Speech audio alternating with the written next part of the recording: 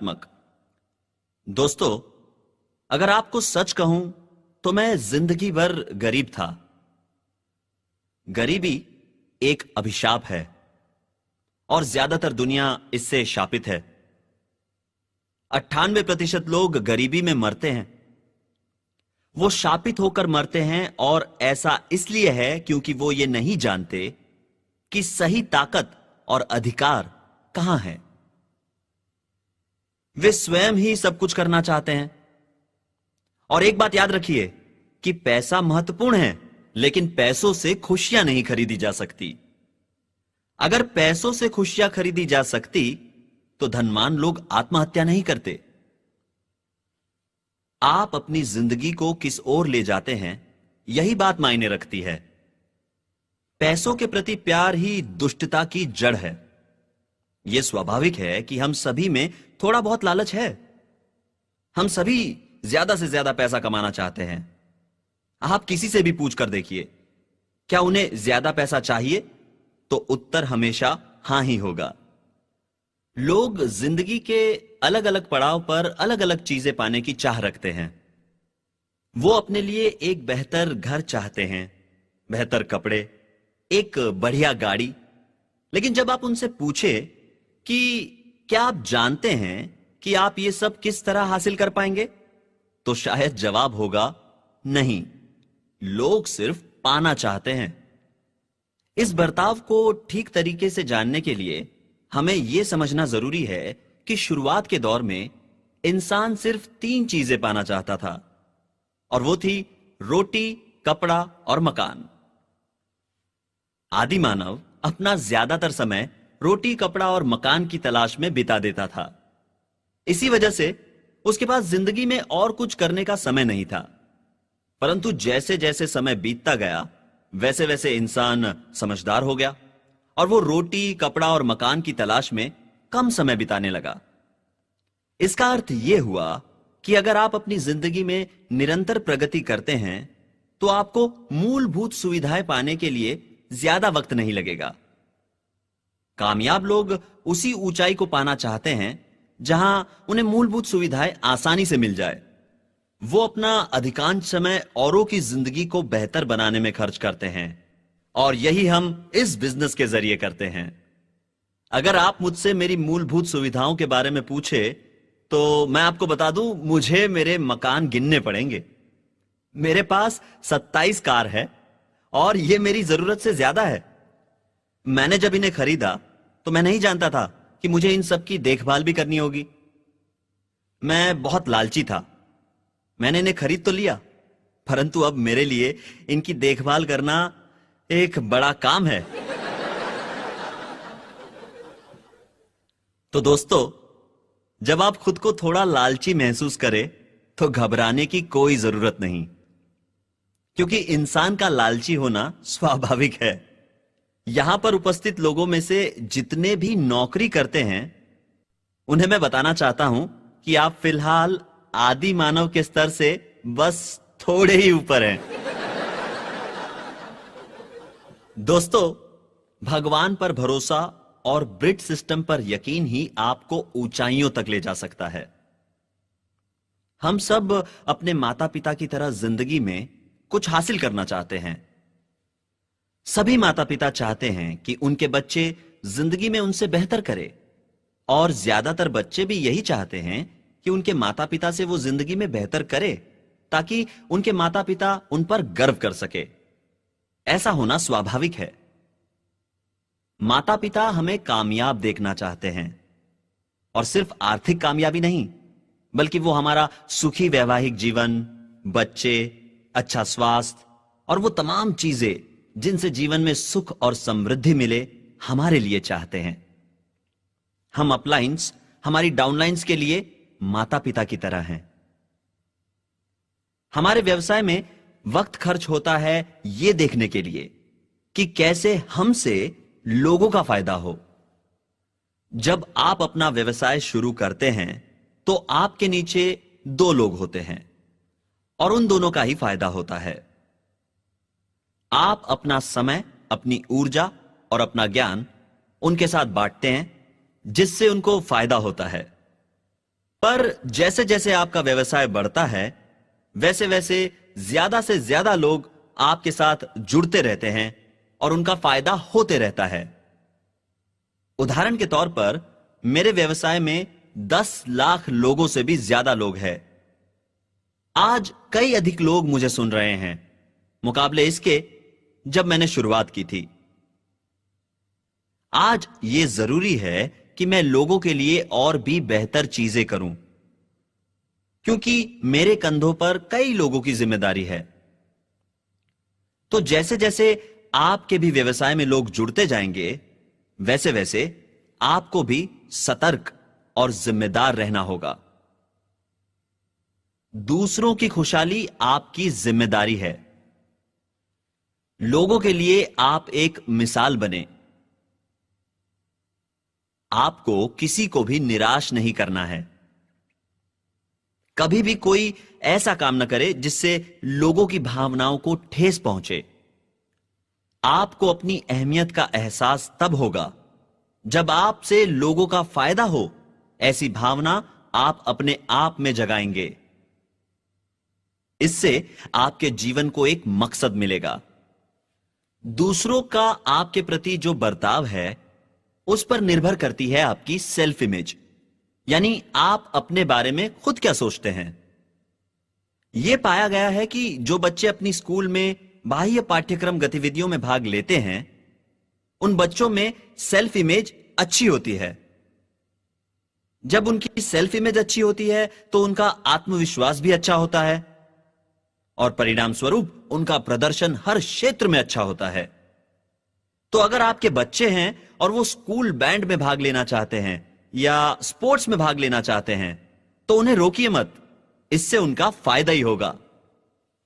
दोस्तों, इस व्यवसाय में हम एक परिवार की तरह है। हम इस व्यवसाय से जुड़े हर व्यक्ति को कामयाब देखना चाहते हैं। हम सभी को खुश देखना चाहते हैं। हम जानते हैं कि खुशी का एक हिस्सा आर्थिक सफलता पर निर्भर करता है। हम औरों को इस व्यवसाय में सफल बनने का तरीका सिखाना चाहते हैं। हम ये उनके लिए मिसाल बनकर करते हैं। कई सारे लोग जो हमारे व्यवसाय से जुड़े हैं, वो नहीं जानते कि सफलता वास्तव में है क्या। हमारा कर्तव्य है कि हम उन्हें सफलता के नियम सिखाएं। हमें उन्हें इस बिजनेस का एक अच्छा विद्यार्थी बनाना है। हमें हमारे व्यवसाय से जुड़े लोगों को सफल बनाने में मदद करनी चाहिए ताकि वे एक कर्ज मुक्त जिंदगी बिता सके। आर्थिक समस्या सबसे बुरी समस्या होती है। हमें उन्हें इससे लड़ना सिखाना चाहिए। ज्यादातर यह देखा गया है कि जिन लोगों की आर्थिक समस्याएं होती है, उनका व्यक्तित्व सशक्त नहीं होता। उनके आत्मविश्वास पर इसका असर होता है। अब मैं आपको एक फॉर्मूला देता हूं, कृपया इसे लिख ले। फॉर्मूला है needs multiplied by faith is equal to motivation. यानी जब आप अपनी जरूरतों को भरोसे के साथ गुणा करते हैं तो नतीजा होता है अभिप्रेरणा। तो पहले यह पता कीजिए कि आपकी जरूरतें क्या है। यदि आपकी जरूरतें ही नहीं है तो जिंदगी में आप कुछ भी करने के लिए प्रेरित नहीं हो सकते। यह जरूरी है कि आप अपनी जरूरतों को पहचानें। ज्यादातर बार जब मैं प्लान दिखाता हूं तो सबसे पहले मैं फ्रीडम की बात करता हूं। फ्रीडम यानी कि स्वतंत्रता, आर्थिक स्वतंत्रता। मैं लोगों से पूछता हूं, यदि पैसा आपके लिए महत्वपूर्ण नहीं होता तो क्या तब भी आप नौकरी करते? क्या आप अपने बॉस से कहते कि मेरे पास बहुत पैसा है, मैं तो नौकरी सिर्फ आपकी खातिर कर रहा हूं? लोग नौकरी करते हैं क्योंकि वो पैसा कमाना चाहते हैं। यहां पर उपस्थित कितने लोग आर्थिक स्वतंत्रता चाहते हैं? मैं आपके बारे में नहीं जानता, लेकिन मैंने जब इस बिजनेस के बारे में सुना तो मैं इसके बारे में काफी उत्साहित था। मुझे इस व्यवसाय के बारे में एक ऐसे व्यक्ति ने बताया जो उम्र में मुझसे 6 साल छोटा था। वो रिटायर हो चुका था, जबकि मैं अपना graduation university of north Carolina में पूरा कर रहा था। मैं उसकी तरह फ्री, आजाद, स्वतंत्र होना चाहता था। मैं जब एक सिटी मैनेजर के पद पर नौकरी कर रहा था, तब मैं खूब पैसे कमा रहा था, लेकिन फिर भी संतुष्ट नहीं था। मुझे एहसास हुआ कि नौकरी करना जीवन की संभावनाओं को सीमित करने जैसा है। मैं अपनी आर्थिक स्वतंत्रता को पाने के लिए कुछ भी करने को तैयार था। दोस्तों, स्वतंत्रता एक ऐसी चीज है जो आप में से हर कोई चाहता है ना? याद रहे, स्वतंत्र होने का एक ही तरीका है, और वो है स्वतंत्र होने में औरों की मदद करना। यदि कोई अपना व्यवसाय शुरू करता है और उसे मार्गदर्शन देने के लिए कोई नहीं है, तो वो व्यवसाय शायद 4 या 5 साल से ज्यादा नहीं टिक पाएगा। इसी वजह से हम ये देखते हैं कि ज्यादातर व्यवसाय 4 या 5 साल में बंद हो जाते हैं। मेरा इशारा छोटी कपड़ों की दुकान या किराना स्टोर की ओर नहीं है। मैं बात कर रहा हूं एक विशाल व्यवसाय की। अगर आप एक विशाल व्यवसाय और बेहतरीन व्यवसाय चाहते हैं बिना किसी नौकर के, तो यह व्यवसाय आपके लिए सर्वोत्तम है। अगर आप ऐसे किसी व्यवसाय में हैं जिसमें कई सारे लोग आपके लिए नौकरी कर रहे हैं, तो समस्याएं पैदा करने वाले नौकर भी होंगे। और सच बात तो यह है कि आप हमेशा अपने नौकरों पर नजर नहीं रख सकते। इसलिए यह व्यवसाय आपके लिए एक वरदान के समान है। चलिए मैं आपको कुछ व्यावसायिक सलाह देता हूं। यदि आप किसी व्यक्ति को जानते नहीं हैं और वो आपको व्यावसायिक सलाह दे, तो बेहतर यही होगा कि आप उस पर पूरा भरोसा ना करें। भरोसा करने से पहले तथ्यों को पूरी तरह जांच ले। याद रहे कि बाहरी दुनिया में ऐसे कई लोग होंगे जो आपका गलत फायदा उठाकर अपने लिए पैसा बनाना चाहेंगे। इसीलिए किसी पर भी जरूरत से ज्यादा भरोसा ना करें।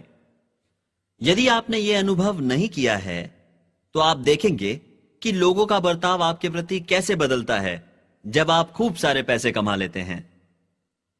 तो बाहरी दुनिया में लोग एक दूसरे के साथ अच्छे या बुरे तरीके से पेश आ सकते हैं, पर इस बिजनेस में हम किसी का गलत फायदा नहीं उठाते। इस बिजनेस में हम सब एक परिवार की तरह है। चलिए मैं इस बिजनेस की कुछ विशेषताएं आपको बताता हूं।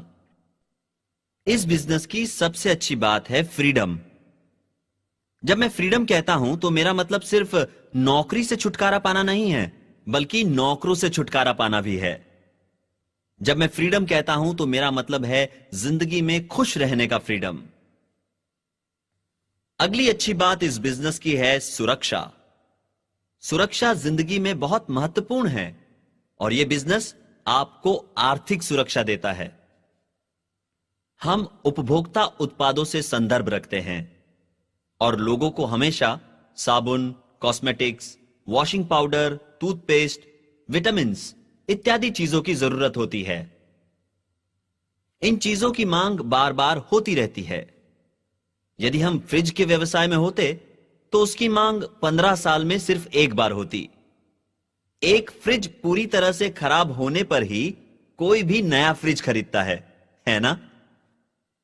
इस बिजनेस की एक और अच्छी बात यह है कि यह आपको कर्ज मुक्त होने में मदद करता है। आप में से कई लोगों ने चीजें मासिक किश्तों पर खरीदी होंगी और मुझे यकीन है कि कर्ज मुक्त होने पर आप सभी अच्छा महसूस करेंगे। इस बिजनेस में सबसे अहम बात जो हम लोगों को सिखाते हैं वो है कर्ज मुक्त होना।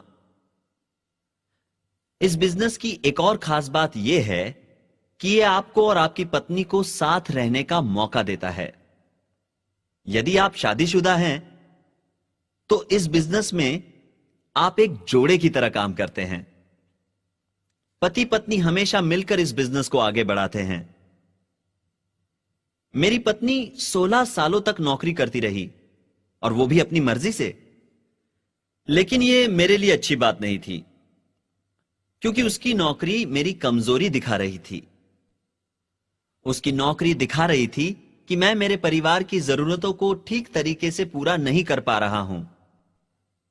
पैगी ने सोचा कि यह बिजनेस उसे नौकरी से मुक्ति दिला सकता है, और वो इस बात से काफी उत्साहित थी। दोस्तों, इस बिजनेस के कई फायदे हैं। अगर आप इस बिजनेस में सफल होते हैं तो आप पैसा अपनी मर्जी से खर्च कर सकते हैं। आप समुंदर किनारे या पहाड़ों के पास अपना दूसरा घर खरीद सकते हैं। आप पैसा दान कर सकते हैं। यह बिजनेस आपको मौका देता है मुफ्त में दुनिया की सैर करने का। आजकल जब मैं अपनी पत्नी से कहता हूं कि चलो कहीं सैर कराए, बताओ दुनिया के किस कोने में घूमना चाहोगी, तो उसका जवाब होता है घर। वो सारी दुनिया में घूम घूम कर थक गई है। साधारणतः महिलाएं घर पर रहना पसंद करती है और उन्हें अपने घर से लगाव होता है, और यह हम पतियों के लिए अच्छा है। हर पति चाहेगा कि उसकी पत्नी घर से प्यार करे। अच्छा, हम शिक्षा क्यों लेते हैं? हम शिक्षा लेते हैं ताकि हम जिंदगी की रोजमर्रा की जरूरतें पूरी कर सके। हर इंसान की अपनी जरूरतें होती हैं। आपकी जरूरतें आपकी है और वो किसी और की जरूरतों से अलग है। आप में से कई लोगों ने डायमंड या ईडीसी या एक क्राउन एम्बेसडर बनना अपनी जरूरत समझा होगा, लेकिन आप ये कैसे हासिल करेंगे? ये तब मुमकिन है जब आप अपनी मेहनत को सही दिशा में लगाएंगे। फ्री होने की चाह रखना हर किसी के लिए स्वाभाविक है। अगर आप फ्री होना चाहते हैं तो आपको 6 ऐसे लोग ढूंढने होंगे जो फ्री होना चाहते हैं। सफलता की पहली सीढ़ी है कि आप अपनी जरूरतों को पहचानें। इसके बाद आपको भरोसा रखना होगा, क्योंकि यही वो चीज है जो इस बिजनेस में आपका मनोबल बनाए रखती है। जब मैं भरोसे की बात कर रहा हूं तो मेरा मतलब भगवान में भरोसा रखने से है, अपनी अपलाइन में भरोसा रखने से है, और इस बिजनेस में भरोसा रखने से है। आप चाहे किसी भी धर्म को मानते हो, सबसे पहले आपको भगवान में भरोसा रखना होगा। भगवान ने हमें बनाया है, इसीलिए हमारा स्वभाव विनम्र होना चाहिए। कई लोग कहते हैं कि मैंने अपना वजूद खुद बनाया है, पर ऐसा आप केवल अपनी सांसें रहने तक कह सकते हैं, क्योंकि हर किसी की जिंदगी की डोर उस ऊपर वाले के हाथ में है। हर किसी को भगवान की असीम ताकत पर भरोसा रखना चाहिए, और यह आपके बिजनेस की प्रगति के लिए जरूरी है। दोस्तों, आपकी जरूरतों को पूरा करने में आपकी ऑर्गेनाइजेशन का बड़ा हाथ है। आपकी दूसरों के साथ मिलकर काम करने की प्रतिभा पर निर्भर करता है कि आप कितना कुछ हासिल करते हैं। अगर आप जिंदगी में कुछ बड़ा करना चाहते हैं तो आप ये अकेले ही नहीं कर सकते, और भी कई लोगों का सहयोग जरूरी है, और ये एक टीम बनकर ही मुमकिन है। तो आपका अपनी ऑर्गेनाइजेशन पर भी भरोसा होना बहुत जरूरी है। एक और तरह का भरोसा है जो बहुत जरूरी है, और वो है खुद पर भरोसा करना। इसी को हम कहते हैं एक अच्छी सेल्फ इमेज। जब आपकी एक अच्छी सेल्फ इमेज होती है तो आप ज्यादा आत्मविश्वास महसूस करेंगे, और आपका व्यक्तित्व औरों को आपकी ओर आकर्षित करेगा। लोग आपको देखकर आपके व्यक्तित्व का अंदाजा लगाते हैं। उदाहरण के तौर पर मेरी ऊंचाई, लंबाई और वजन का लोग मुझे देखकर अंदाजा लगा सकते हैं। मेरी पसंद नापसंद मेरे दोस्तों को आसानी से पता चल जाती है। ये कुछ ऐसी बातें हैं जो लोग मेरे बारे में आसानी से जान सकते हैं, लेकिन ऐसी भी कई बातें हैं जो लोग मेरे बारे में नहीं जानते। ये वो बातें हैं जो मैं अपने बारे में जानता हूं, लेकिन दूसरे मेरे बारे में नहीं जानते। कुल मिला के बातें 4 तरह की होती है। पहली वो बातें जो आप अपने बारे में जानते हैं और दूसरे भी उनके बारे में जानते हैं। दूसरी वो बातें जो आप अपने बारे में जानते हैं लेकिन दूसरे उनके बारे में नहीं जानते। तीसरी वो बातें जो आप अपने बारे में नहीं जानते लेकिन लोग उनके बारे में जानते हैं। और चौथी वो बातें जो आप अपने बारे में नहीं जानते हैं और दूसरे भी उनके बारे में नहीं जानते। तो उन चीजों के अलावा जो आप अपने बारे में जानते हैं और जो दूसरे भी आपके बारे में जानते हैं, जैसे कि आपकी हाइट या कॉम्प्लेक्शन, ऐसी कई सारी चीजें होंगी जो दूसरे नहीं जानते। आप जिंदगी की कुछ ऐसी बातें छुपा कर रखते हैं। कई बार तो पत्नी अपने पति की सारी बातें नहीं जानती। यह इंसानी फितरत है। ऐसी कई बातें हैं जो आप अपने बारे में नहीं जानते लेकिन लोग आपके बारे में जानते हैं। ये बातें औरों के लिए आम हैं लेकिन हमारे लिए नहीं। ऐसा मेरे साथ तब हुआ था जब मैं सन 1949-50 में मिलिट्री में था। मेरे साथ 63 लोगों ने ट्रेनिंग की शुरुआत की थी लेकिन सिर्फ 23 ही ग्रेजुएट बन पाए। ट्रेनिंग के आखिरी दिन हमारे मिलिट्री में कमीशन होने के एक दिन पहले हमें हर व्यक्ति के नेगेटिव और पॉजिटिव पॉइंट्स लिखने को कहा गया। हर किसी को कम से कम एक पेज पॉजिटिव और नेगेटिव पॉइंट्स लिखने थे एक दूसरे के बारे में, अपने बाकी के 22 सहपाठियों के लिए। किसी से भी उस कागज पर खुद का नाम या दस्तखत करने को नहीं कहा गया। इससे किसी को पता नहीं चला कि किसने किसके बारे में क्या लिखा है। हमारे टीचर्स विद्यार्थियों से ही विद्यार्थियों का अवलोकन करवाना चाहते थे। हर पन्ने को जोर से पढ़ा गया। मैंने सोचा कि मेरे बारे में किसी ने बुरा नहीं लिखा होगा, लेकिन जब मेरी बारी आई तो मैंने खुद के बारे में औरों ने लिखी कई बुरी बातें सुनी। आश्चर्य की बात तो यह थी कि बुरी बातें ज्यादा और अच्छी कम थी। इससे पहले मुझे लगता था कि मुझ में कोई ऐब नहीं है। मैं अपने नेगेटिव पॉइंट्स से अनजान था। जो पहला पन्ना मेरे बारे में पढ़ा गया उसमें लिखा था, बिल ब्रिट की यह समस्या है कि वो आपका प्रश्न खत्म होने से पहले ही उसका जवाब देना शुरू कर देते हैं। मैंने इसे अपनी एक समस्या कभी नहीं माना। मैं जानता था कि लोग मुझसे क्या पूछना चाहते हैं, इसीलिए मैं उनका प्रश्न खत्म होने से पहले ही उसका जवाब देना शुरू कर देता था। आप में से कई लोगों का ऐसे लोगों से सामना हुआ होगा। यह बहुत बुरी आदत है। मैं ऐसे लोगों से मिलना नहीं चाहूंगा, लेकिन मैं उन जैसा ही एक था। मैं तब बहुत मोटा भी था और किसी ने मेरे बारे में लिखा था, बिल ब्रिट अपनी समस्या का समाधान लड़ झगड़ कर करते हैं, बजाय इसके कि बात करके समस्या सुलझाई जाए। जैसे जैसे यह कार्रवाई आगे बढ़ती गई, मैंने पाया कि मेरी खामियों के बारे में खूब लिखा गया है। वो तमाम बातें जिन्हें मैं अपनी कमजोरी कतई नहीं मानता था। तो कई बार आप उन बातों को खुद में नहीं देख पाते जो औरों को दिख जाती है। अब वो बातें जो आप खुद के बारे में नहीं जानते और दूसरे भी उनके बारे में नहीं जानते। कई बार लोग बिना यकीन के ऐसे ही कुछ कह देते हैं। वो आपको उनके कहने के हिसाब से दिशा दिखाते हैं। ये सही बातें हो सकती हैं जो आपको सही राह पर ले जाए, या गलत बातें जो आपको गलत राह पर ले जाए। जब आप जिंदगी में सही दिशा में आगे बढ़ते हैं तो स्वाभाविक है कि आप अपनी सेल्फ इमेज को भी ऊंचाई पर ले जाते हैं। तो हमेशा इस बात का ध्यान रखिए कि क्या आप जिंदगी में सही दिशा में आगे बढ़ रहे हैं। और हमेशा खुद से कहिए, मैं कुछ हासिल करना चाहता हूं, मैं सफल व्यक्ति बनना चाहता हूं।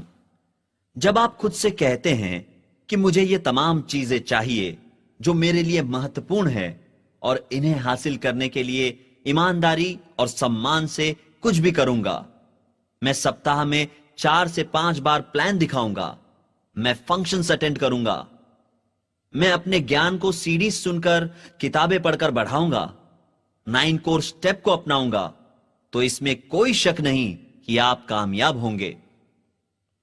दुनिया के बाकी बिजनेस के मुकाबले हमारे बिजनेस से ज्यादा लोग सफल हुए हैं। यह बिजनेस हर किसी को खुद का बॉस बनने की आजादी देता है। दूसरों के बिजनेस के मुकाबले खुद के बिजनेस में लोग ज्यादा सतर्क रहते हैं। यह बिजनेस पूरे विश्व में फैला हुआ है। इस बिजनेस में हम लोगों को सकारात्मक सोच रखने की शिक्षा देते हैं और उनकी जिंदगी को गलत दिशा में जाने से रोकते हैं। जब आप सही दिशा में सही नजरिए के साथ आगे बढ़ते हैं तो आप यकीनन खुश रहेंगे।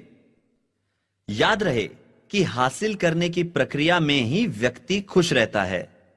केवल हासिल करना ही खुशी नहीं है। हासिल करने के लिए की गई मेहनत आपको खुशी देती है। कई सारे व्यवसायी तब ज्यादा खुश रहते हैं जब वो अपनी कुशलता हासिल कर रहे होते हैं, बजाय इसके कि जब वो उस व्यवसाय की प्रैक्टिस करते हैं। उदाहरण के तौर पर मैं आपको एक डॉक्टर के बारे में बता सकता हूं जिनके साथ मैं हाल ही में था।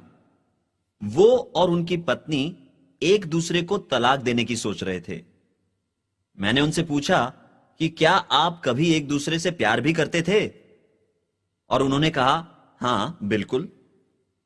मैंने पूछा कब? तो वो बोले, जब हम पुराने गैरेज अपार्टमेंट में रहते थे। तब उनके पास कोई फर्नीचर नहीं था। वो उनकी जिंदगी का सबसे हसीन वक्त था जब वो खाली कार्टून बॉक्स को कॉफी टेबल की तरह इस्तेमाल करते थे। लेकिन अब उनके पास बढ़िया घर, शानदार गाड़ियां और एक उम्दा जीवन शैली भी है, लेकिन एक दूसरे के लिए वक्त नहीं है। हम एक दूसरे से दूर हो गए हैं और अब हम दोनों में कोई समानता नहीं है। उनका यही कहना था। दोस्तों, इसीलिए मैं कहता हूं कि हासिल करने की प्रक्रिया ही आपको खुशी देती है। आपके लक्ष्य आपको प्रेरित करेंगे आगे बढ़ने में और इसी में आपको खुशी मिलेगी। लक्ष्य 4 प्रकार के होने चाहिए: लघुकालीन, मध्यकालीन, दीर्घकालीन और सर्वोपरि, यानी short term, medium term, long term और अल्टीमेट गोल। कई लोगों की नौकरी ऐसी होती है कि एक ही काम रोज रोज दोहराना पड़ता है। वो एक ही ऑफिस में हर रोज एक ही वक्त एक ही जगह जाते हैं और यही कारण है कि वो जिंदगी से ऊब जाते हैं। इसीलिए इंसान की जिंदगी में लक्ष्य का होना जरूरी है। जब आपका लक्ष्य सही है और जब आपको भगवान पर भरोसा है, अपनी अपलाइन पर भरोसा है और अपने आप पर भरोसा है, तो कामयाबी आपके कदम जरूर चूमेगी। खुद पर भरोसा रखना सबसे ज्यादा जरूरी है। अगर आपका अपने आप पे भरोसा शून्य है और अगर आपकी सेल्फ इमेज शून्य है, तो सब कुछ शून्य हो जाएगा। गणित के नियमानुसार अगर आप किसी संख्या को किसी संख्या से गुणा करते हैं तो आपको उसका स्क्वायर फल मिलता है। उदाहरण के तौर पे 2 गुणा 2 होंगे 4, 2 गुणा 2 गुणा 2 होंगे 8, 2 गुणा 2 गुणा 2 गुणा 2 16 होंगे। लेकिन 2 गुणा 2 गुणा 2 गुणा 2 गुणा 0 0 ही होगा। तो बावजूद इसके कि आपको सारी चीजों में पूरा विश्वास हो और किसी एक चीज में आपका विश्वास न हो, तो नतीजा 0 ही होगा। अब यहां उपस्थित कितने लोग हैं जो वास्तव में फ्री होना चाहते हैं?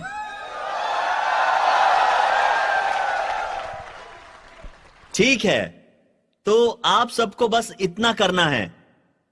अगर आप कह सके कि आप किसी चीज को कर सकते हैं तो आप यकीनन उसे कर पाएंगे। आप जो भी कहते हैं आप कर सकते हैं। यह आपके दिमाग को प्रोग्राम करने जैसा है।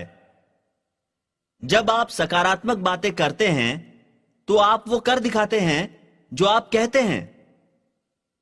अपने आप से कहिए कि मैं फ्री होना चाहता हूं, मैं फ्रीडम के लिए काम कर रहा हूं, मुझे कोई नकार नहीं सकता, मैं जानता हूं मुझे क्या और कैसे करना है, मैं आजाद होकर रहूंगा। मुझे मेरी आर्थिक स्वतंत्रता पाने से कोई नहीं रोक सकता और उसके लिए मैं काम कर रहा हूं। जब हर रोज आप अपने आप से ऐसी बातें करते हैं तो इसका नतीजा आप स्वयं ही देख पाएंगे। यह याद रखिए कि ये बातें आपको पॉजिटिव असर्टिव स्टेटमेंट्स की तरह कहनी है, न कि सवालों की तरह। अपने आप से कहिए कि मैं 9 कोर स्टेप्स करने वाला हूं, मैं प्लान दिखाने वाला हूं, मैं सारे फंक्शंस में उपस्थित रहूंगा, मैं इस बात का ख्याल रखूंगा कि मैं इस बिजनेस के प्रोडक्ट्स का इस्तेमाल करूं, मैं हमेशा मेरी अपलाइन से सीखने को तैयार रहूंगा, मैं भरोसेमंद रहूंगा, मैं बिजनेस को ईमानदारी और एक निष्ठता से आगे बढ़ाऊंगा, इसे कोई बदल नहीं सकता और मैं सफल बनकर रहूंगा। दूसरी अहम बात इस बिजनेस में कामयाब होने के लिए यह है कि आपको अपने लेन देन में ईमानदारी रखनी होगी। कभी भी उधार न ले और ना ही किसी को उधार दे। मेरी किसी भी डाउनलाइन से कभी भी पैसे को लेकर कोई समस्या नहीं हुई। उदाहरण के लिए मैं और रेक्स आर्थिक तौर पर काफी जुड़े रहे, पर हमारे बीच कभी कोई आर्थिक समस्या नहीं हुई। मुझे एक भी ऐसा अवसर याद नहीं जहां हमने एक दूसरे को ठगा हो, और यह संबंध पिछले 45 सालों से है।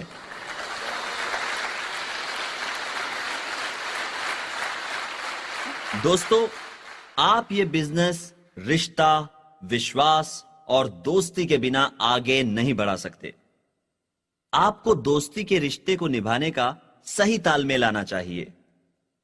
याद रखिए कि आपको इस बिजनेस में अपने साथियों का साथ निभाना है जिंदगी भर के लिए। आप सब एक परिवार की तरह है। हर बिजनेस की विशालता इस बात पर निर्भर करती है कि उसमें शामिल लोग कैसे हैं, न कि उसके उत्पाद मात्र से। आपकी ऑर्गेनाइजेशन के लोगों का सम्मान पाना बहुत जरूरी है। आपकी डाउनलाइंस आपकी इज्जत तभी करेंगे जब आप उनके सामने सही उदाहरण बनेंगे, जब आप भरोसेमंद होंगे। इस बिजनेस में आपके अपलाइंस और डाउनलाइंस ही आपके सबसे अच्छे दोस्त बन जाते हैं। याद रखिए कि आप अपने डाउनलाइंस के बॉस नहीं हैं। हमेशा अपने ज्ञान को अपने बिजनेस में शामिल लोगों के साथ बांटते रहिए। दोस्तों, मेरा लक्ष्य है कि कल शाम 5 बजे जब आप यहां से जाए तो आप यह कहने की स्थिति में हो कि यह बिजनेस बहुत आसान है और मैं इसे कर सकता हूं। मैं जानता हूं कि मुझे क्या करना है और मैं वो करने वाला हूं। दोस्तों, हम आप सबको धनवान बना देखना चाहते हैं। आपका प्रभाव औरों पर शानदार हो, यही हम चाहते हैं। मैंने शुरुआत में ही आपको बताया था कि किस तरह के कपड़े पहनने चाहिए और सही ड्रेसिंग सेंस क्या होता है। महिलाओं से मैं कहूंगा कि आपके लिए कौन सा ड्रेस सही है, यह जानने के लिए आप डायमंड लेडीज के पहनावे को देखिए। कई सारी एमरल्ड और डायमंड लेडीज अब तक यह बखूबी जान चुकी है। इस बिजनेस में आप कभी भी किसी को फंक्शन में बेढंगे कपड़े पहनकर आते हुए नहीं देखेंगे। इस बिजनेस में शामिल महिलाओं के लिए किसी विशेष रंग के कपड़े पहनना जरूरी नहीं है। अच्छा, आप में से कुछ लोगों ने चिट्स पर अपने सवाल लिखकर मेरे पास भेजे हैं। चलिए मैं जल्दी से आपको इनके जवाब संक्षेप में दे देता हूं। पहला सवाल है, बिल, आप गुणी व्यक्ति है और अपने गुणों के जरिए आप हर समस्या का समाधान ढूंढते हैं, परंतु इस बिजनेस के लीडर्स नियमों को मानते हैं, ऐसा लगता है। गुणी बनने का क्या तरीका है? अच्छा सवाल है, और जिसने इसे पूछा है वो मुझसे भी ज्यादा समझदार लगते हैं। मैं समझता हूं कि जिंदगी में सबसे अहम बात है कि आप अपने दोस्तों को कभी भी निराश न करें। जरूरत पड़ने पर मैं अपने दोस्तों के लिए खुद से भी ज्यादा लड़ सकता हूं।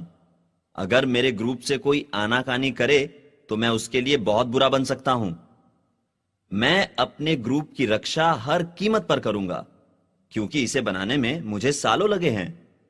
आप भी अपने ग्रुप की सुरक्षा करेंगे और यह स्वाभाविक है। इस बिजनेस में हम सब एक हैं, किसी जाति या धर्म का भेदभाव किए बिना। यह बिजनेस दुनिया भर के लोगों को एक कर रहा है।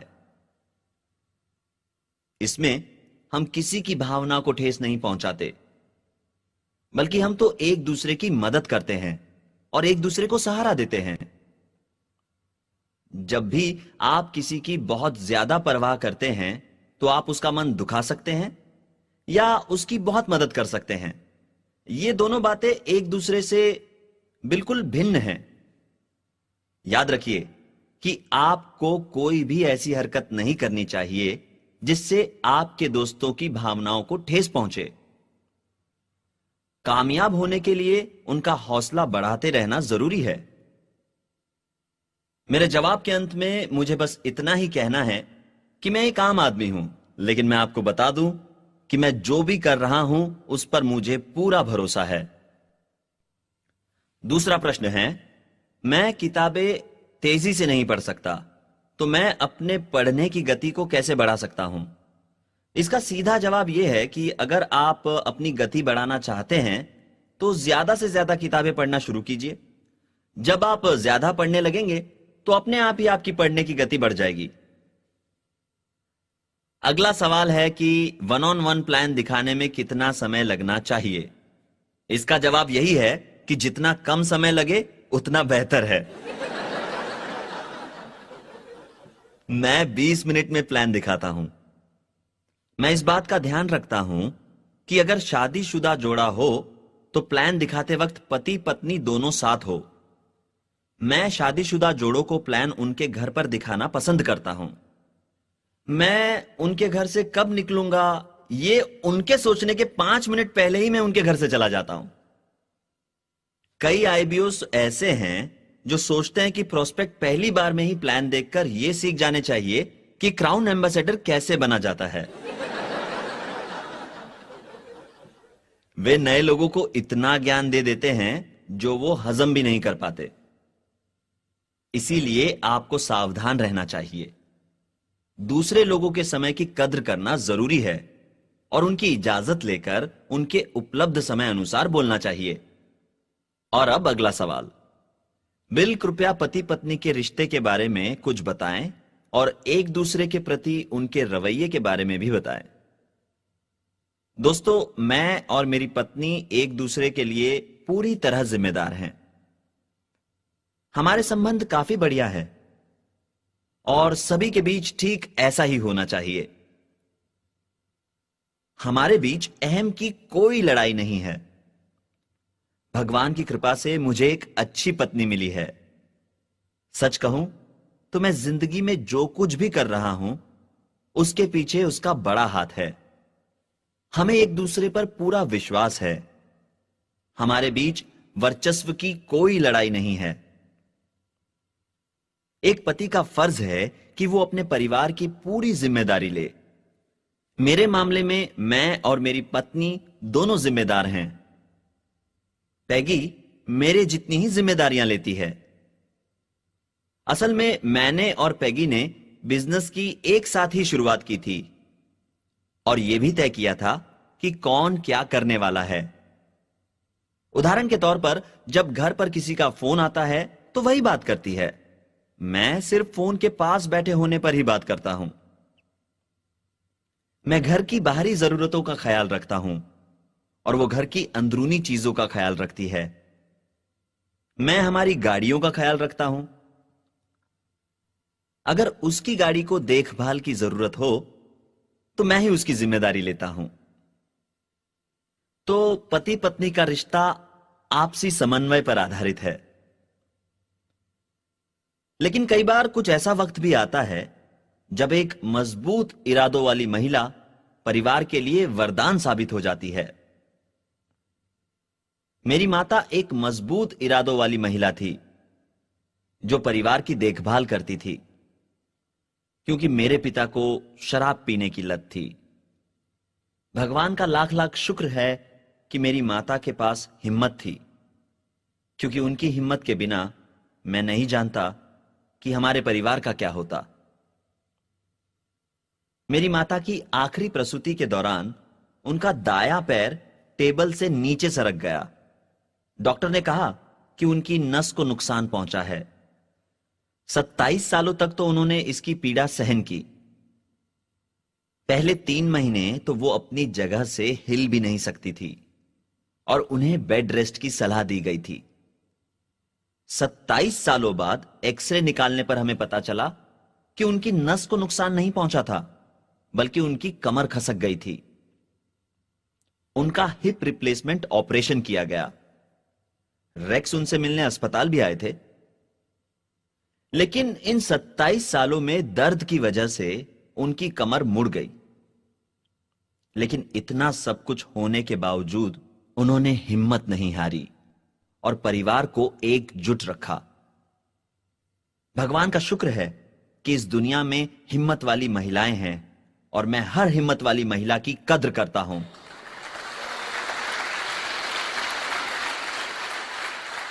मेरा अपना यह मानना है कि किसी भी महिला की निंदा नहीं करनी चाहिए। किसी भी पुरुष को शाम को घर लौटने पर अपने बच्चों की भी निंदा नहीं करनी चाहिए। अगर वो ऐसा करें तो इसका मतलब यह हुआ कि वो अपनी पत्नी की निंदा कर रहे हैं, क्योंकि वो पत्नी ही है जो उनकी अनुपस्थिति में घर का ख्याल रखती है। अगर पत्नी अच्छा खाना बनाए तो उसकी तारीफ जरूर करे, और अगर खाना अच्छा नहीं बना है तो चुप रहना ही बेहतर है, बजाय इसके कि आप उसे दुखी करें।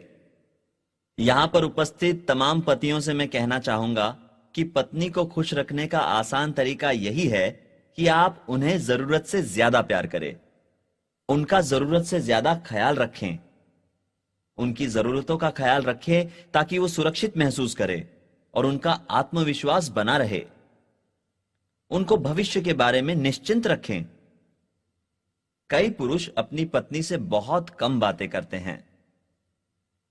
मैं आपसे दरखास्त करूंगा कि आप अपनी पत्नी से बात करने का समय निकालें ताकि वो सुरक्षित महसूस करें। मैं पति पत्नी के रिश्तों का विशेषज्ञ होने का दावा नहीं करता, लेकिन मैं पिछले 42 सालों से एक सुखी वैवाहिक जीवन बिता रहा हूं और इसीलिए ये सारी बातें मैं दावे के साथ कह रहा हूं। अगला सवाल है कि मैं भगवान से कैसे संवाद स्थापित करूं। मेरा जवाब होगा कि प्रार्थना के जरिए।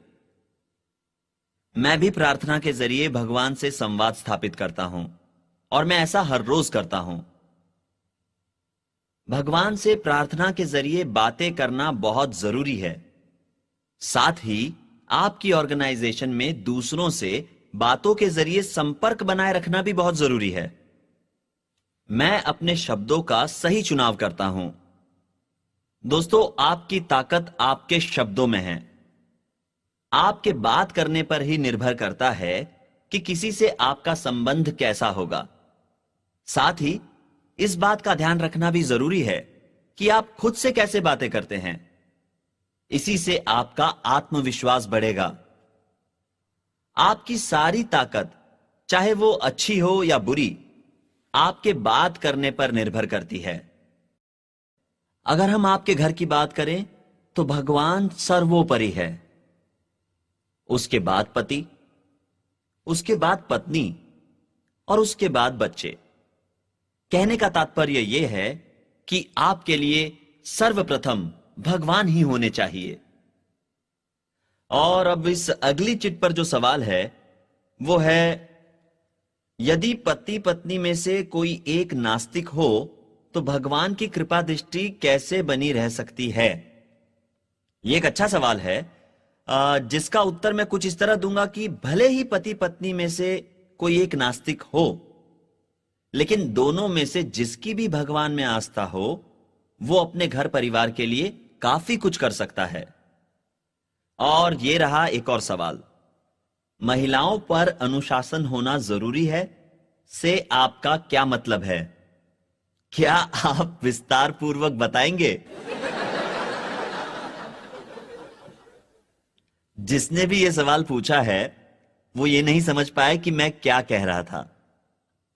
उन्होंने शायद ये सोचा कि मैंने कहा कि महिलाओं पर अनुशासन रखना चाहिए पर मैंने ऐसा नहीं कहा। मैंने तो सिर्फ इतना समझाने की कोशिश की थी कि अगर पुरुष परिवार का सर है तो महिला गर्दन। सर को कौन घुमाता है? यकीनन गर्दन।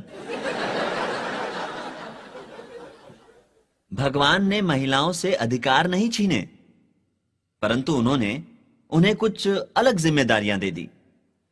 पुरुष एवं महिला दोनों की जिम्मेदारियां महत्वपूर्ण हैं परिवार को चलाने में, लेकिन भगवान ने पुरुष को ज्यादा ताकतवर बनाया ताकि वो वक्त आने पर लड़ सके और महिला की रक्षा कर सके। मुझे हाल ही में हमारे घर में हुई एक घटना याद आ रही है, जब एक अजनबी ने घर में घुसने की कोशिश की थी।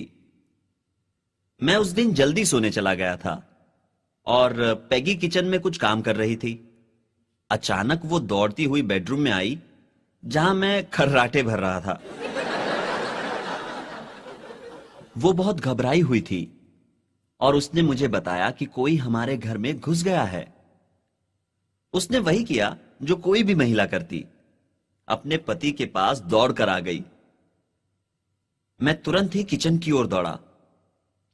मैं अपने नाइट ड्रेस में ही था और बिना किसी लाठी या हथियार के ही किचन की ओर दौड़ा। हुआ यूं कि यह व्यक्ति हमारे घर के मुख्य दरवाजे पर तकरीबन आधी रात को आया। हमारे घर के मुख्य दरवाजे की दोनों तरफ खिड़कियां थी जहां से वो घर में झांक रहा था। तभी पैगी वहां से गुजरी। तो जब पैगी ने उस व्यक्ति को घर में झांकते हुए देखा तो वो घबरा गई। मैंने दरवाजा खोला और उस व्यक्ति को देखकर कहा कि 1 मिनट रुको, मैं अभी आया, और अपनी गन लेने लौटा। मैंने कहा कि मैं नहीं जानता कि तुम किस किस्म के पागल इंसान हो, लेकिन मैं तुम्हें सिर्फ 3 सेकंड का समय देता हूं। मेरी नजरों से दूर हो जाओ, वरना मैं तुम्हारे सर में गोली मार दूंगा। इसके बाद मैंने उस इंसान को कभी नहीं देखा। तो इस तरह मैंने पुरुष होने का कर्तव्य निभाया और पैगी ने महिला होने का। मैंने उस पर अधिकार नहीं जमाया, मैं उसकी रक्षा कर रहा था। अगर मैं पैगी की जगह होता तो कभी नहीं घबराता। मुझे याद है जब मैं मिलिट्री में था और एक दिन अचानक जब मेरी हेलीकॉप्टर नीचे जाने लगी थी तो मैं जरा भी नहीं घबराया था, लेकिन मेरा पायलट बौखला गया था। तकरीबन 8,400 फीट की ऊंचाई पर हेलीकॉप्टर का इंजन खराब हो गया था और ऐसा जब भी होता है तो हेलीकॉप्टर नीचे जाने लगता है। बारिश हो रही थी और रात भी हो गई थी। काफी कम दिखाई दे रहा था, पर हम बच गए और मेरा हौसला डगमगाया नहीं। मैं मिलिट्री से कभी परेशान नहीं हुआ और ना ही कॉम्बैट से। ज्यादातर पुरुष ऐसे ही होते हैं। पुरुष ज्यादातर वही करते हैं जो वो करना चाहते हैं और उसके परिणाम की चिंता बाद में करते हैं, लेकिन महिलाएं कुछ भी करने से पहले ही घबरा जाती हैं। तो मुद्दे की बात यह है कि मैंने कभी भी पैगी पर शासन नहीं किया। हम 50-50 हैं। पुरुष को परिवार के मुखिया होने की जिम्मेदारी से मुंह नहीं मोड़ना चाहिए। पुरुष को इस बात का ध्यान रखना चाहिए कि वो परिवार का पूरा ध्यान रखे और इस बात का भी ध्यान रखे कि वो कभी भी कर्ज में ना हो। महिलाओं को कर्ज पसंद नहीं। दोस्तों, अगर आप इस बिजनेस को एक छोटे से सपने की तरह शुरुआत करते हैं और अपने सपने को खाद और पानी देते हैं, तो आप देखेंगे कि वक्त बीतने पर यह बड़ा हो रहा है।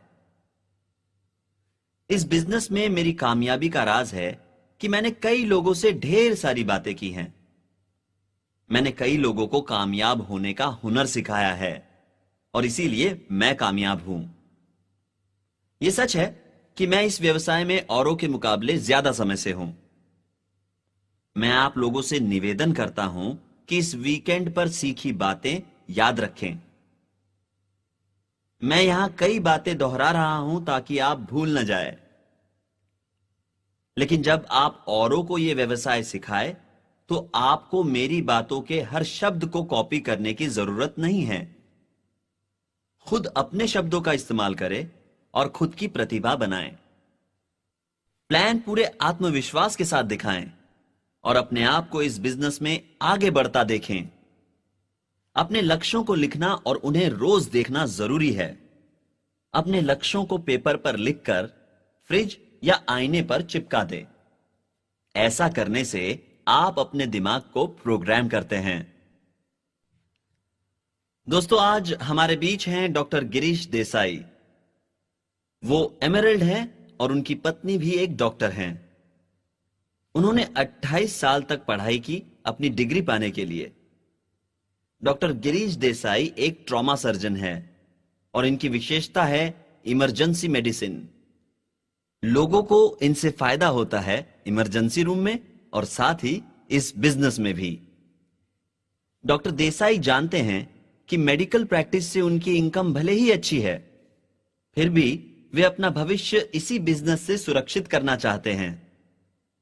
भगवान न करे यदि उनके हाथ को कुछ हो जाए तो वे सर्जन के तौर पर काम नहीं कर पाएंगे, परंतु इस बिजनेस से उन्हें हर हाल में सहारा मिलेगा।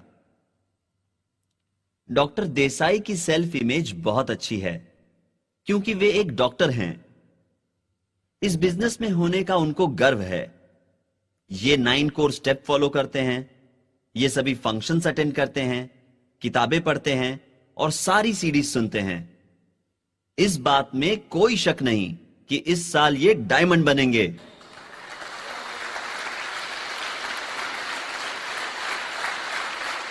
दोस्तों, अगर एक डॉक्टर इस बिजनेस को अपने मेडिकल प्रोफेशन के साथ आगे बढ़ा सकता है तो आप भी ऐसा कर सकते हैं। हमारे साथ संजीव सहाय भी हैं। ये भी एक एमरल्ड हैं। ये एक कंप्यूटर कंसल्टेंट हैं और इस बिजनेस में पिछले 7 सालों से हैं। इनके पास कंप्यूटर साइंस की मास्टर्स डिग्री है। संजीव कम से कम सप्ताह में 5 बार प्लान दिखाते हैं। ये सभी फंक्शंस अटेंड करते हैं। ये बिजनेस के सभी उत्पादों का इस्तेमाल करते हैं। ये अपने अपलाइन के साथ एक्टिव है, बाकी सभी एमरल्ड्स की तरह। और इनकी ये पक्की धारणा है कि ये करोड़पति बनेंगे इसी बिजनेस के जरिए।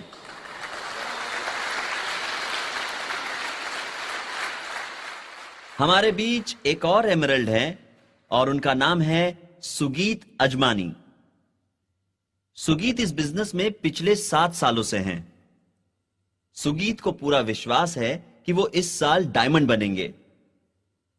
सुगीत लोगों को सप्ताह में 7 या 8 बार बिजनेस प्लान दिखाते हैं। इसका मतलब यह हुआ कि वो कई बार दिन में 2 बार प्लान दिखाते हैं। वे अपने अपलाइन से काफी सजगता से जुड़े हुए हैं।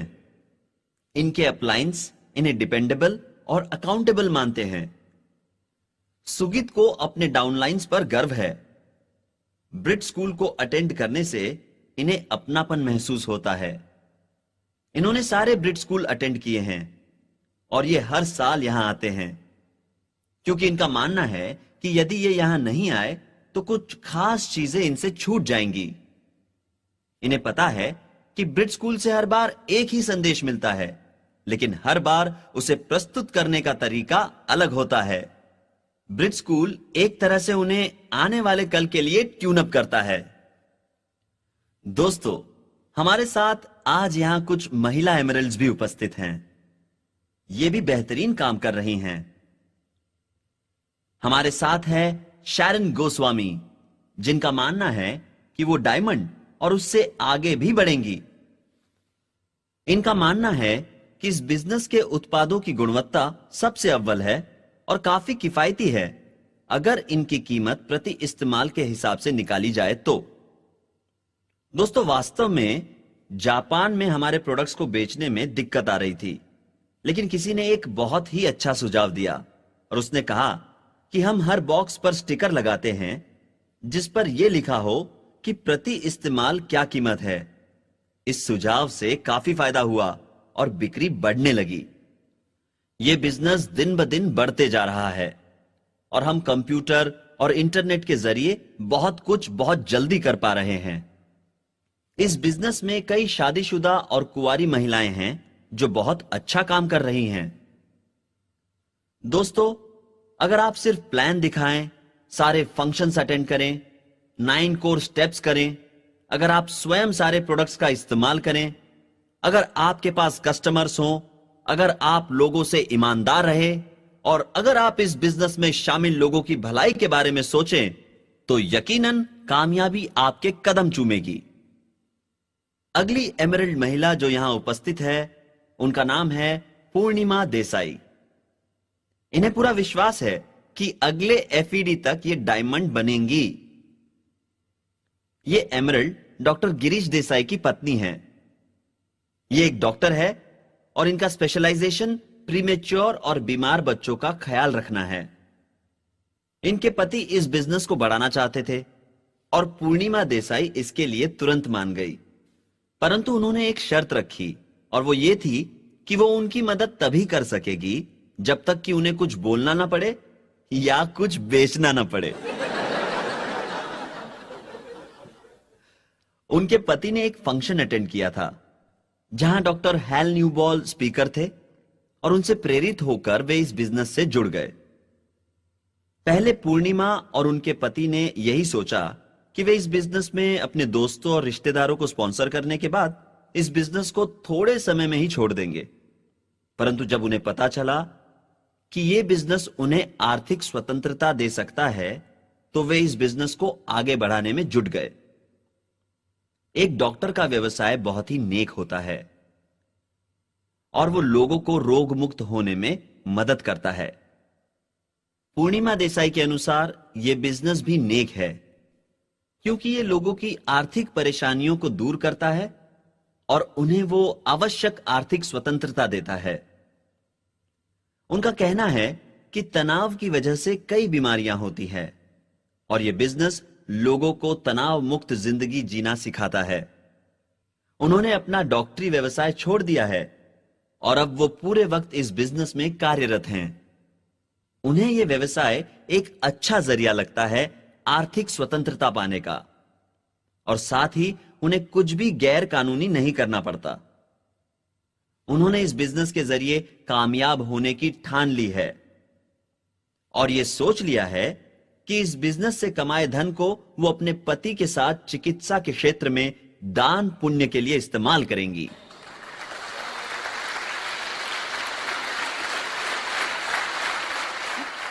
हमारे साथ एक और महिला एमरल्ड है जिनका नाम है समीना भट्टाचार्य और वे कांकन भट्टाचार्य की पत्नी हैं। ये आज से 2 महीनों में डायमंड क्वालिफिकेशन में होंगी।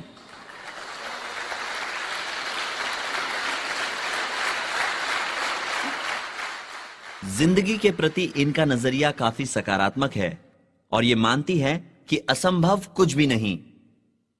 बिजनेस में वो अपने पति का हमेशा साथ निभाती हैं और लोगों को बिजनेस से अवगत कराती हैं। इनका मानना है कि कई महिलाएं इस बिजनेस में खुद को सुरक्षित महसूस करती हैं क्योंकि इस बिजनेस के नियम और उसूल बिल्कुल सटीक है। ये 8वीं ब्रिट स्कूल है जो वो अटेंड कर रही हैं और मानती हैं कि हर बार जब वो इसमें शामिल होती है तो उनका पुनर्अभ्यास हो जाता है। अगली एमरल्ड महिला जो यहां उपस्थित है, उनका नाम है काजल अजमानी और वो सुगीत अजमानी की पत्नी हैं। वे अपना क्वालिफिकेशन अगले महीने शुरू करने वाली है और बहुत जल्द अपनी अपलाइन के आशीर्वाद से डायमंड बन जाएंगी। इस बात का उनको पूरा भरोसा है।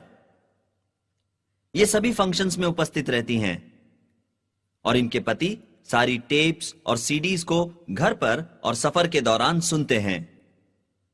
ये कई किताबें भी पढ़ती हैं जो हम इस बिजनेस में पढ़ने की सलाह देते हैं।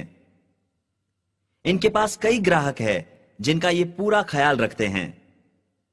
इन्हें प्रोडक्ट्स पसंद हैं और वे बिजनेस में शामिल कई लोगों को प्रोडक्ट डेमोन्स्ट्रेशन करने की सलाह देती हैं।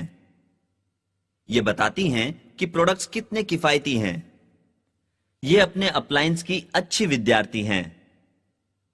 काजल अजमानी एक कंप्यूटर कंसल्टेंट थी और इन्होंने अपनी नौकरी छोड़ दी। ये इस बिजनेस से बहुत खुश है क्योंकि अब इनके पास अपनी बेटी के लिए ज्यादा समय है और इन्हें अब अपनी बेटी को डे केयर सेंटर में भी नहीं छोड़ना पड़ता। दोस्तों, यह बिजनेस किसी भी महिला के लिए सबसे सुरक्षित पर्याय है। इस बिजनेस में शामिल लोग भरोसेमंद हैं। इस बिजनेस से बने संबंध हमेशा आपका साथ निभाएंगे। हमारे किसी भी मीटिंग, फंक्शन या सेमिनार में मदिरा का सेवन नहीं होता। यह एक मुख्य कारण है जिसकी वजह से महिलाएं इस बिजनेस में खुद को सुरक्षित महसूस करती हैं। इसी वजह से हमारे बिजनेस में काफी सफल महिलाएं हैं और कई तैयार है इसमें जुड़ने के लिए। मैं आपसे निवेदन करता हूं कि इस बिजनेस में शामिल महिलाओं के लिए जोरदार तालियां बजाएं।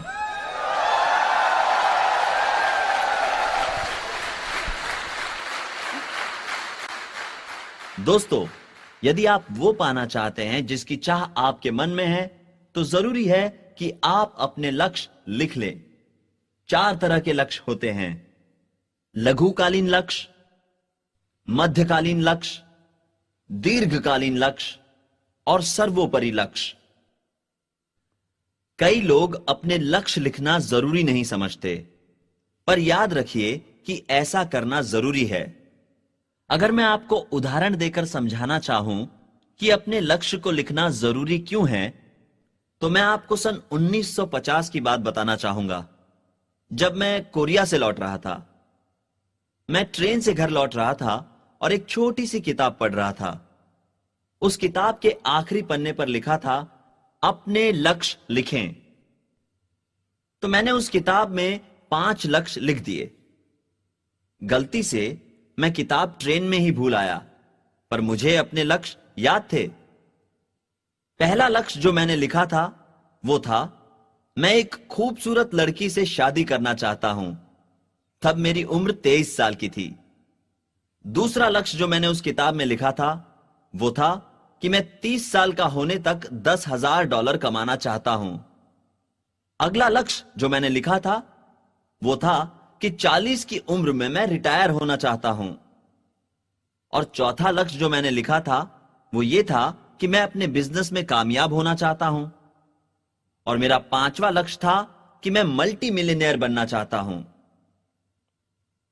मेरी मुलाकात पैगी से 1956 में हुई, जो मेरे लक्ष्य को लिखने के 6 साल बाद था। हमारी मंगनी दिसंबर में हुई और शादी जुलाई में।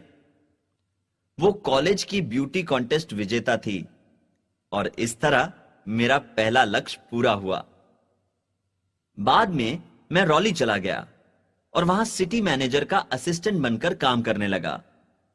और जब मैं 30 साल का था तब मेरी आय थी $10,000 और उस वक्त मैं नॉर्थ कैरोलिना में था। मेरा तीसरा लक्ष्य था कि मैं 40 की उम्र में रिटायर हो जाऊं। मैं इस बिजनेस में 38.5 साल की उम्र में जुड़ा और 4 जुलाई 1972 में 40 की उम्र में रिटायर हो गया। और ये तो आप सब जानते ही हैं कि मैं कैसे चौथा और 5वां लक्ष्य तीसरे लक्ष्य की वजह से हासिल कर पाया। अपने लक्ष्य लिखने के बारे में कुछ खास बात है। इससे आपके मन को बिल्कुल सही दिशा मिलती है। आप जो भी करते हैं उसका नियंत्रण भगवान की अमूल्य देन से होता है, यानी आपके दिमाग से। दिमाग हर चीज को नियंत्रित करता है। कोई भी इंसान के दिमाग को पूरी तरह नहीं समझ पाया और मैं भी आपको यह नहीं बता सकता कि अपने लक्ष्य को लिखने से उनको पाना कैसे संभव होता है। पर मैं इतना दावे के साथ कह सकता हूं कि यह संभव है। यदि आप लिखें तो इन्हें जरूर लिखें, अपने लक्ष्य लिखें। अब इस बिजनेस में आपका पहला लक्ष्य क्या होना चाहिए? 2500 पीवी एक अच्छा लक्ष्य है, 4000 एक अच्छा लक्ष्य है, डायरेक्ट बनना भी एक अच्छा लक्ष्य है। जब आप अपना लक्ष्य पा लें तो खुद को थोड़ा बहुत इनाम भी दे। मैं यह सलाह दूंगा कि आप लिखें कि क्राउन एम्बेसडर बनना आपका लक्ष्य है। डायमंड बनने का लक्ष्य लिखने में कोई हर्ज नहीं है, परंतु यह आपका सर्वोपरि लक्ष्य नहीं होना चाहिए। अगर ऐसा हुआ तो आप डायमंड पर ही अटक जाएंगे और इससे आगे नहीं बढ़ पाएंगे। जब लोग आपसे पूछे तो उनसे कहिए कि आप क्राउन एम्बेसडर बनने वाले हैं, तो इसे आप अपना दीर्घकालीन लक्ष्य बनाएं। और मेरी आपसे सलाह है कि अपने सभी लक्ष्य को कागज के एक टुकड़े पर लिखें और उसे अपने रेफ्रिजरेटर के दरवाजे पर चिपकाएं। तो जब भी आप अपने फ्रिज के पास से गुजरेंगे तो आप उसे देखेंगे और सब कुछ आपके दिमाग में छप जाएगा। इस तरह आप अपने दिमाग को प्रोग्राम करके वो पाएंगे जो पाना चाहते हैं। अब शायद आप ये कहेंगे कि लोग जब आपके घर आएंगे तो फ्रिज पर लिखी बातें पढ़ेंगे। उन्हें देखने दीजिए, इसमें कोई दिक्कत नहीं है। आप उस कागज के टुकड़े को या तो फ्रिज पर चिपकाएं या वॉश बेसिन के ऊपर लगे आईने पर, ताकि हर बार जब आप शेव करें या मुंह धोएं तो आपकी नजर उस कागज के टुकड़े पर जाए। इस तरह आप अपने दिमाग को प्रोग्राम करें ताकि आपकी करनी और कथनी में कोई फर्क ना रहे। वो सब लिखिए जो आप चाहते हैं। अगर आप एक एरोप्लेन चाहते हैं तो उसे लिखकर चिपकाएं। मैं अपनी जिंदगी में 3 जेट प्लेन खरीद सका क्योंकि मैंने उनको पाना अपना लक्ष्य बनाकर लिखा था। अगर आप अपने लक्ष्य लिखेंगे तो मुझे यकीन है कि आपको इससे मदद ही होगी। आप ऐसा करें और आपके बिजनेस में शामिल लोगों को भी ऐसा करने की सलाह दें। मैंने लोगों को ऐसा लक्ष्य लिखते भी देखा है जहां उन्होंने रिटायरमेंट की तारीख तय कर ली है। अब एक अच्छा सर्वोपरि लक्ष्य क्या होगा?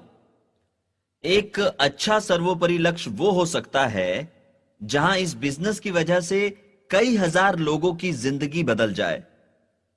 आपने उनकी जिंदगी को बेहतर बनाया क्योंकि आपकी मेहनत और लगन से आपने उन्हें इस बिजनेस में कामयाब होना सिखाया।